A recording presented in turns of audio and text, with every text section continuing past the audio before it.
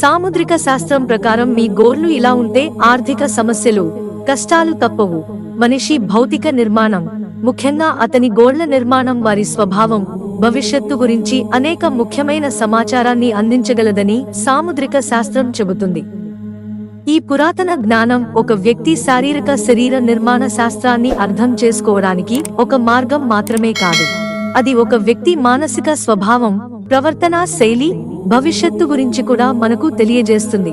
గోళ్ల ఆకారం, రంగు ఆధారంగా ఒక వ్యక్తి వ్యక్తిత్వాన్ని ఎలా అర్థం చేసుకోవచ్చో, దీని ఆధారంగా మీ చేతి గోళ్లు చూసుకుని వ్యక్తిత్వాన్ని అర్థం చేసుకోవచ్చు. పొడవాటి గోర్లు. సముద్రిక శాస్త్రం ప్రకారం పొడవాటి గోర్లు ఉన్న వ్యక్తులు సాధారణంగా సృజనాత్మకంగా, ఊహాత్మకంగా ఉంటారు. ఈ వ్యక్తులు కొత్త విషయాలను ఆలోచించి వాటిని కార్యరూపంలోకి మార్చే సామర్థ్యాన్ని ఎక్కువగా కలిగి ఉంటారు. ఈ వ్యక్తులు తమ కృషి, పని శైలి కారణంగా సమాజంలో గౌరవాన్ని పొందుతారు. కొత్త పనులను చేపట్టడంలో నమ్మకం కలిగి ఉంటారు.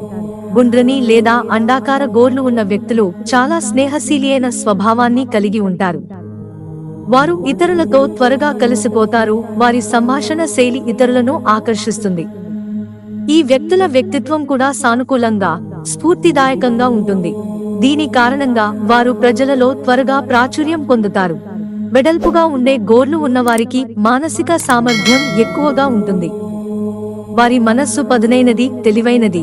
అందుకే వారు ఏ పనినైనా చాలా ఆలోచనాత్మకంగా చేస్తారు. ఈ రకమైన వ్యక్తులు తమ జీవితంలోని ప్రతి రంగంలోనూ విజయం సాధిస్తారు, ఎందుకంటే వారు ఏ సమస్యకైనా పరిష్కారం కనుగొనడంలో నిపుణులు. పసుపు గోర్లు. సముద్రిక శాస్త్రంలో పసుపు గోళ్లను శుభప్రదంగా పరిగణించరు. పసుపు రంగు గోర్లు ఉన్నవారు ఆర్థిక సమస్యలను ఎదుర్కొంటారని నమ్ముతారు. పసుపు గోర్లు ఉన్నవారు తరచుగా పేదరికంలో జీవిస్తారు.